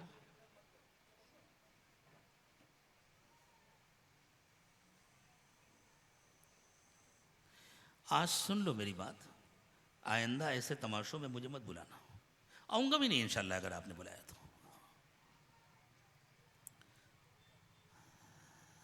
तो।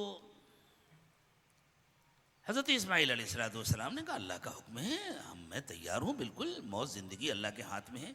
और हज़रत इब्राहीम अलैहिस्सलाम ले करके गए मिना में। हज़रत इस्माईल अलैहिस्सलाम को शैतान ने रोकने की पूरी कोशिश की। शैतान ने जहाँ जहाँ आकर रोकने की कोशिश की थी, हज के मौके पर उन्हीं मकामात पर शैतान को कंकड़ी मारी जाती है। ये सिर्फ़ एक रस्म नहीं है, बल्कि ये हज़रत इब्राहीम अलैहिस्सलाम की ये सुन्नत है। और कंकड़ी मारने वाले को ये नियत करनी चाहिए कि मैं अपनी ज़िंदगी को अपनी ज़िंदगी से शैतान को निकाल रहा हूँ, मैं ज़िंदगी में कभी शैतान का कहना नहीं मानूंगा। कंकड़ी भी मार रहे हैं और नाफरमानी भी अल्लाह की नहीं छोड़ रहे और शैतान से दोस्ती भी बाकी रख रहे हैं, तो ये तो धोखेबाजी है। तो किसी के साथ भी धोखेबाजी चल सकती है, अल्लाह के साथ नहीं चल सकती।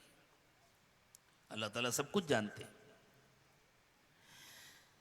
जब हज़रत इब्राहीम अलैहिस्सलाम ने अपनी दानिस्त में हज़रत इस्माईल अलैहिस्सलाम को ज़िबाह कर दिया, इसलिए कि उनके आँखों में पट्टी बंधी हुई थी, जब पट्टी खोली और देखा कि हज़रत इस्माईल अलैहिस्सलाम तो सही सलामत मौजूद हैं और जन्नत का एक जानवर है जो ला करके ज़िबाह किया गया है, आपके सामने पड़ा हुआ है, आपकी छुरी उस जानवर के, जन्नत का एक मेंढा था, उसकी गर्दन पर चली, तो अल्लाह ताला की तरफ से आपको ये खुशखबरी सुनाई गई कि इब्राहीम हमने तुमको एक बेटा दिया था, हमने उसकी कुर्बानी मांगी, तुम उसको कुर्बान करने के लिए तैयार हो गए और तुमने अपनी दानिस्त में उसको कुर्बान कर दिया। खुशखबरी सुनो, तुम्हारा ये बेटा बड़े होकर अल्लाह का नबी बनेगा और हम तुमको एक बेटा और देंगे और वो भी बड़े होकर अल्लाह का नबी बनेगा। उस मौके पर हज़रत इब्राहीम अलैहिस्सलाम को हज़रत इसहाक़ अलैहिस्सलाम की पैदाइश की खुशखबरी मिली। फिर ये हज़रत इस्माईल अलैहिस्सलाम जब जवान हो गए, बाप के साथ काम करने के काबिल हो गए, तो अल्लाह ताला ने बाप बेटों को हुक्म दिया कि अब हमारा घर बनाओ। अल्लाह का घर पहले से था लेकिन उसकी इमारत बाकी नहीं थी, उसकी इमारत तूफान नूह में ख़त्म हो गई थी, उसकी बुनियादें थी जो रेत से ढकी हुई थी। फरिश्ते आए, उन्होंने आकर के अपने परों से रेत हटा करके वो बुनियादें दिखाई। व इस बव्वअना लि इब्राहीम मकान अल बैत, अल्लाह ताला फरमाते हैं हमने हज़रत इब्राहीम अलैहिस्सलाम को अपने घर की जगह बतलाई। फरिश्तों ने रेत हटा करके दिखाया, ये बुनियादें हैं, इन बुनियादों के ऊपर आपको दीवार खड़ी करनी है। और हज़रत इब्राहीम और हज़रत इस्माईल अलैहिस्सलाम ने अल्लाह के घर की तामीर की। अब जब दीवारें ऊंची होंगी तो ऊपर पत्थर लगाने के लिए, अभी हमारे ज़माने तक वो पहाड़ मौजूद था, हमने अपनी आंखों से देखा है। बाद में वहाँ की जो नई तामीरात हुई उसमें बहुत सारे पहाड़ खोद दिए गए, ख़त्म कर दिए गए, तो वो पहाड़ भी ख़त्म कर दिया गया जिसका नाम था जबलुल काबा, जिसके पत्थर लाए थे हज़रत इब्राहीम और हज़रत इस्माईल और जिसके पत्थरों से खाने काबा की तामीर हुई। तो अब जब दीवारें ऊंची हो गई तो वहाँ मचान बनाने के लिए तो कोई इंतज़ाम नहीं था ना कि बांस लाते, लकड़ी लाते, मचान बनाते। तो अल्लाह ताला ने ये इंतज़ाम किया। अल्लाह के लिए क्या मुश्किल था।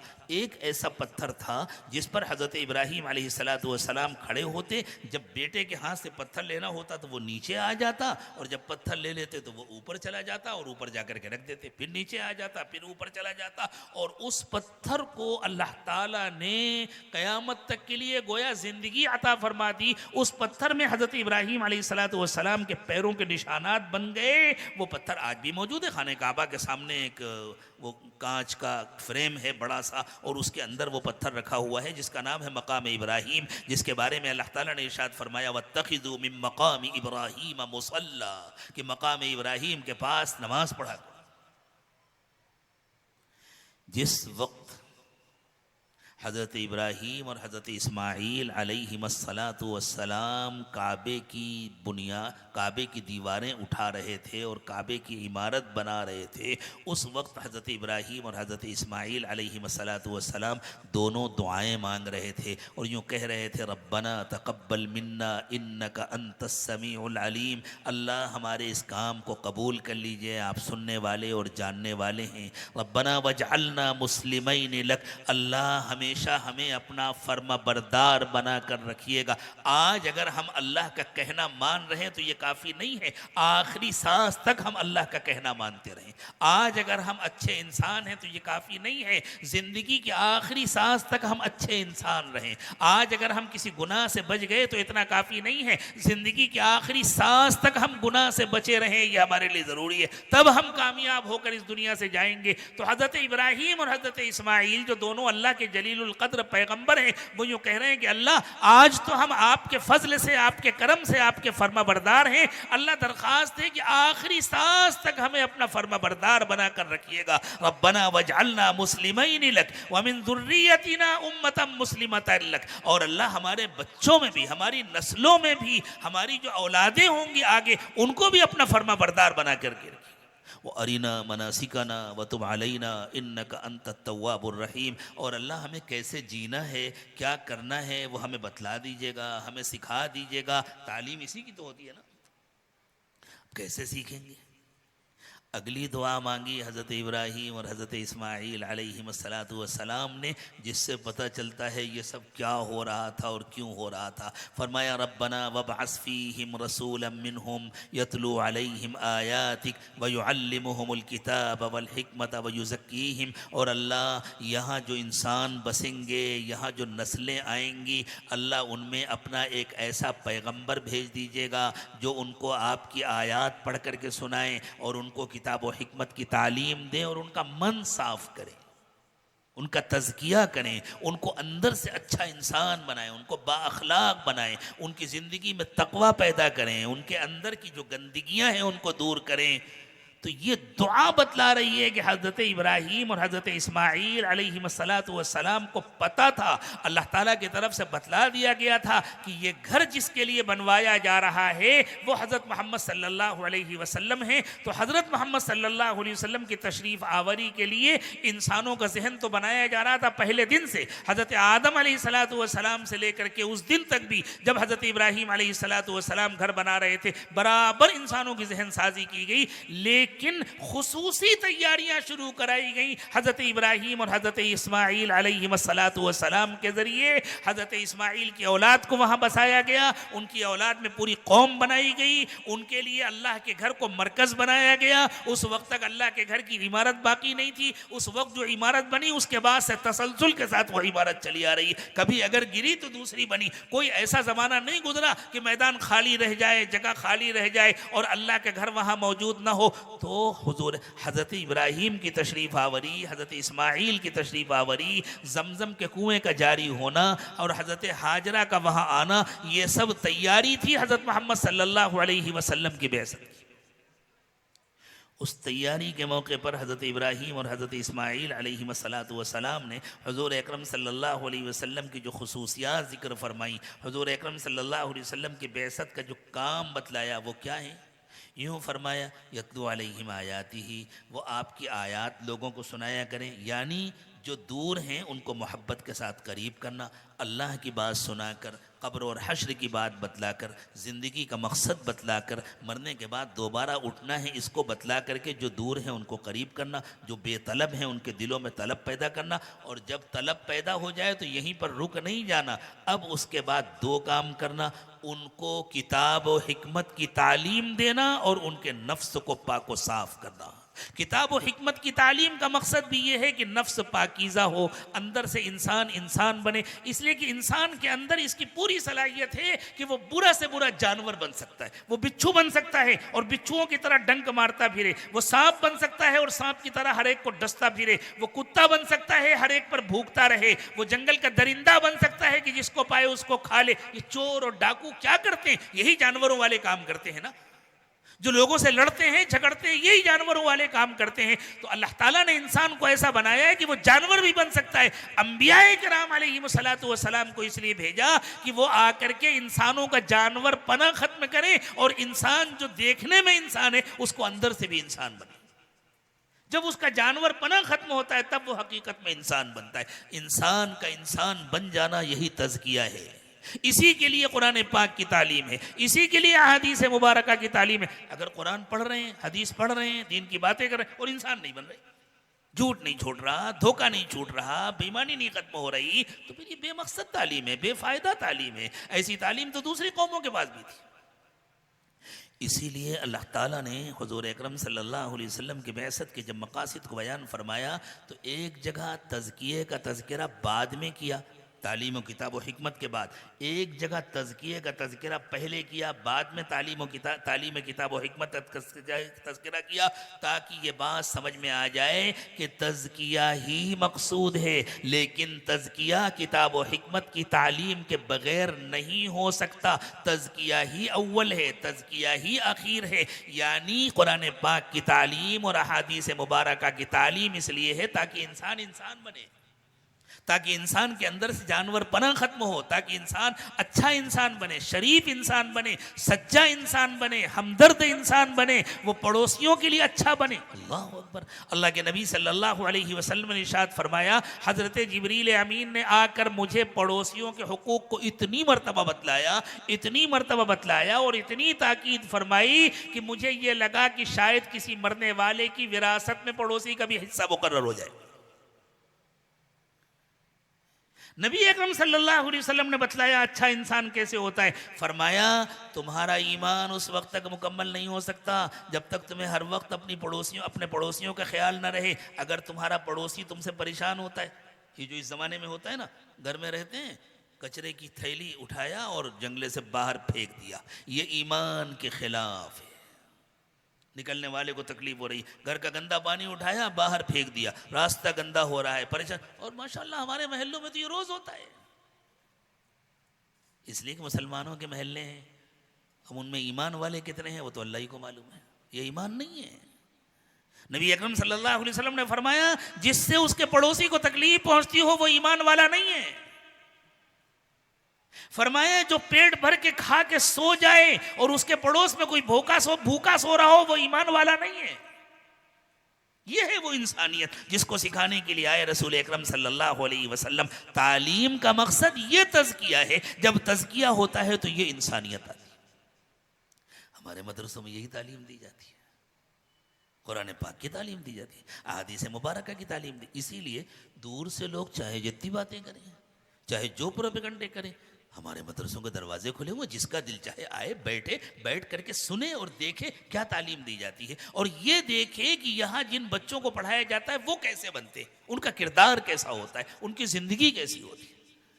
तो मेरे दोस्तों, ये मदारिस हमारे लिए बहुत कीमती असासा हैं। ये मदारिस इंसानों को इंसान बनाते हैं। इंसानों की शक्ल में पैदा होने वाले बच्चों को हकीकत में इंसान बनाने की कोशिश की जाती है, और इसी के लिए तशरीफ़ लाए थे अंबियाए किराम अलैहिमुस्सलातु वस्सलाम। इस पढ़ने पढ़ाने को नबी अकरम सल्लल्लाहु अलैहि वसल्लम ने सबसे ज़्यादा इज़्ज़त अता फरमाई है, ये कहकर इन्नमा बुइस्तु मुअल्लिमा, मैं तो ख़ुद उस्ताज़ बन करके आया हूँ। अल्लाह ताला हमें इनकी कद्र करने की तौफीक अता फरमाए। लेकिन खूब याद रखें, इतना काफ़ी नहीं है कि आपके बच्चे ने मदरसे में जाकर के कुरान पढ़ लिया। ये सब आखिरत की तैयारी है, और आखिरत कब से शुरू होगी?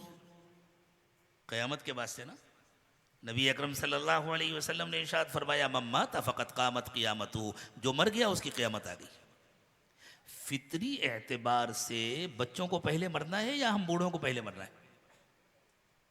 किसकी मौत कब आएगी वो तो अल्लाह को मालूम है, लेकिन जो अल्लाह ताला का फितरी कानून है उसके मुताबिक जो बूढ़े हैं उनको पहले मरना है ना, जो बच्चे हैं उनको बाद में मरना है। ये क्या बात हुई? बच्चे की आखिरत बनाने की तो बड़ी फिक्र है कि हम उसको मदरसे में भेज रहे हैं और अपनी आखिरत की कोई फिक्र नहीं है। इसका मतलब ये है कि एक सिर्फ रस्म है, एक सिर्फ रिवाज है, आखिरत की बिल्कुल फिक्र नहीं है। और सब कुछ आखिरत की फिक्र के लिए है मेरे दोस्त। आखिरत की फिक्र होगी तो काम बनेगा। इसलिए बड़ों के लिए भी ज़रूरी है कि वो भी कुरान की तालीम हासिल करें और सिर्फ अल्फाज न पढ़ें, किरदार बनाएं, उसके ज़रिए किसी न किसी अल्लाह वाले से अपना ताल्लुक़ कायम करें, अपने आप को उसके सिपुर्द करें और अपनी इस्लाह की फ़िक्र करें और अपनी ज़िंदगी को गुनाहों की गंदगी से पाक व साफ़ करें। अल्लाह इसकी तौफ़ीक़ मुझे भी दे, आपको भी दे। व आखिरु दअवाना अनिल हम्दुलिल्लाहि रब्बिल आलमीन। ये हमारे शकील भाई जो ऐसे मौक़ों पर दीनी किताबें लेकर के पहुँचते हैं, ये 2 किताबें लाए हैं, इन्होंने मेरे हाथ में दिया ताकि मैं आपको इत्तला कर दूं। ये मेरे शेख व मुर्शिद हज़रत पीर ज़ुल्फ़िकार अहमद साहब की किताब है, औलाद की तरबियत के सुनहरे उसूल। बहुत अहम किताब है, हज़रत के बयानात का मजमुआ है कि बच्चों की कैसे तरबियत करनी चाहिए ताकि वो अच्छे इंसान बने। दूसरी किताब है मकाम दरूद शरीफ, इसमें भी इसको पसंद किया है हज़रत मौलाना अब्दुल हफ़ीज़ मक्की साहब रहमतुल्लाह अलैह ने। इसके मुरत्तिब को तो मैं ज़ाती तौर पर नहीं जानता हूँ, लेकिन जिन्होंने इसको पसंद फरमाया है इनको मैं ज़ाती तौर पर जानता था। अल्लाह ताला उनके दर्जात बुलंद फरमाए। उनकी पसंदीदगी से ये मालूम होता है कि इसमें जो बातें लिखी हैं वो मोतबर हैं, सही हैं। आप हजरात ख़रीदेंगे तो इंशाअल्लाह फ़ायदा हो। जज़ाकुमुल्लाहु अहसनल जज़ा। अल्लाह ताला हमें तमाम बातों पर अमल करने की तौफ़ीक़ अता फ़रमाए और हज़रत का साया हम पर तादेर कायम दायम फ़रमाए। और एक ऐलान और कर दूं कि आज के हमारे ख़ास मेहमान आली जनाब रईस शेख साहब भी तशरीफ़ ला चुके हैं। मैं अपनी तरफ़ से और कमेटी की तरफ़ से उनका पुरतपाक इस्तकबाल करता हूँ। अब हज़रत वाला की दुआ से जलसे का इख्तिताम हो। दुरूद शरीफ पढ़ लें। सुब्हान रब्बियल अलिय्यिल आला वहाब। अल्लाहुम्मा सल्लि अला सय्यिदिना मुहम्मद व अला आलि सय्यिदिना मुहम्मदिन व बारिक व सल्लिम। रब्बना ज़लमना अनफुसना व इल्लम तग़फिर लना व तरहमना लनकूनन्ना मिनल ख़ासिरीन। परवरदिगार आलम, हम आपके आजिज़ और कमज़ोर बंदे हैं, हमारे हाल पर रहम फरमाइए। अल्लाह हमारे गुनाहों को माफ़ फरमा दीजिए, ख़ताओं से दरगुज़र फरमाइए, अयूब की पर्दापोशी फरमाइए। अल्लाह हमारी निगाहों को पाक कर दीजिए, दिलों को साफ़ कर दीजिए, सीनों को अपनी मोहब्बत से लबरेज़ फरमाइए। अल्लाह हमारी हड्डी हड्डी बोटी बोटी में अपनी मोहब्बत पैदा फरमाइए। नबी पाक सल्लल्लाहु अलैहि वसल्लम की मोहब्बत पैदा फरमाइए, अपने चाहने वालों की मोहब्बत पैदा फरमाइए। अल्लाह एक पल की गफलत से भी हमारी हिफाजत फरमाइए, हर वक्त अपनी याद अपना ध्यान नसीब फरमाइए। अल्लाह बची हुई ज़िंदगी को पिछली ज़िंदगी का कफ़ारा बना दीजिए, आने वाले वक्त को पिछले वक्त से बेहतर बना दीजिए। अल्लाह दुनिया आज बहुत जुल्म से भर गई है, अल्लाह आप दुनिया से जुल्म का ख़ात्मा फरमा दीजिए। अल्लाह दुनिया में इंसाफ को आम कर दीजिए। अल्लाह कमज़ोरों की मदद फरमाइए, मज़लूमों की मदद फरमाइए। अल्लाह कमज़ोरों की मदद फरमाइए, मज़लूमों की मदद फरमाइए। अल्लाह ज़ालिमों के हाथों से जुल्म की ताकत छीन लीजिए। अल्लाह ज़ालिमों के हाथों से जुल्म की ताकत छीन लीजिए। अल्लाह अपने कमज़ोर और मजबूर बंदों की पूरी दुनिया में मदद फरमाइए। अल्लाह सबको अपना रास्ता दिखा दीजिए। अल्लाह सबको जहन्नम से बचा दीजिए, दुनिया की तकलीफ़ों से भी बचा दीजिए, आखिरत की तकलीफ़ों से भी बचा दीजिए। अल्लाह हमारे तीनों हरमों की हिफाजत फरमाइए, तमाम मदारिस की, तमाम मसाजिद की, तमाम खानकाहों की और दावत व तबलीग के तमाम मराकिज़ की हिफाजत फरमाइए। अल्लाह दीन की भी हिफाजत फरमाइए, दीनदारों की भी हिफाजत फरमाइए। अल्लाह हमें इंसानों का हमदर्द बना दीजिए, इंसानों का खैर खा बना दीजिए। अल्लाह पूरी दुनिया में अमूमन और हमारे मुल्क में बसने वाले इंसानों के लिए खुसूसन खैर के फ़ैसले फरमा दीजिए। अल्लाह जो भूखे हैं उनके खाने का इंतज़ाम फरमाइए, जो नंगे हैं उनके कपड़ों का इंतज़ाम फरमाइए, जो बीमार हैं अल्लाह उनके लिए दवाओं का इंतज़ाम फरमाइए। अल्लाह हमें इंसानों की खिदमत की तौफ़ीक़ अता फरमाइए। अल्लाह जो दुनिया की तकलीफ़ में मुब्तला हैं उनको दुनिया की तकलीफ़ से बचा दीजिए। अल्लाह जिनके जो आखिरत की तकलीफ़ वाले रास्ते पर चल रहे हैं अल्लाह उनको आखिरत की तकलीफ़ से बचा दीजिए। अल्लाह बरज़ख की तकलीफ़ से भी बचा दीजिए, क़यामत के दिन की रुसवाई से भी बचा दीजिए, जहन्नम से भी बचा दीजिए। अल्लाह सबको बचा दीजिए, सबके साथ खैर का मुक़द्दर फरमा दीजिए, सबके साथ खैर का मामला फरमा दीजिए। और अल्लाह हमें इंसानों का खैर खा बना दीजिए, हमें इंसानों की खिदमत करने की तौफ़ीक़ अता फ़रमाइए। अल्लाह ये मदरसा जिसकी दावत पर हम इस वक्त यहाँ जमा हैं, अल्लाह इस मदरसे की हिफाजत फरमाइए, इसको चलाने वालों और इसका ताउन करने वालों की हिफाजत फरमाइए, सबको अपने शायान शान अजर अता फरमाइए, सबको कामिल इखलास नसीब फरमाइए। अल्लाह जो मांगा वो भी अता फरमाइए, जो मांगना चाहिए नहीं मांग सके वो भी अता फरमाइए। प्यारे अल्लाह बग़ैर मांगे अता फरमाइए, मांगने का सलीक़ा अता फरमाइए। ऐ अल्लाह उठने से पहले हम सब की मग़फ़िरत फरमा दीजिए। अल्लाह हमें इस काबिल बना दीजिए कि क़यामत के दिन हमारे आका हज़रत मोहम्मद सल्लल्लाहु अलैहि वसल्लम हमारी शफ़ाअत फरमाएँ और हमें अपने साथ लेकर जन्नत में जाएँ। रब्बना तक़ब्बल मिन्ना इन्नका अंतस समीउल अलीम व तुब अलैना इन्नका अंतत तव्वाबुर रहीम। सुब्हान रब्बिका रब्बिल इज़्ज़ति अम्मा यसिफून व सलामुन अलल मुरसलीन वल्हम्दुलिल्लाहि रब्बिल आलमीन।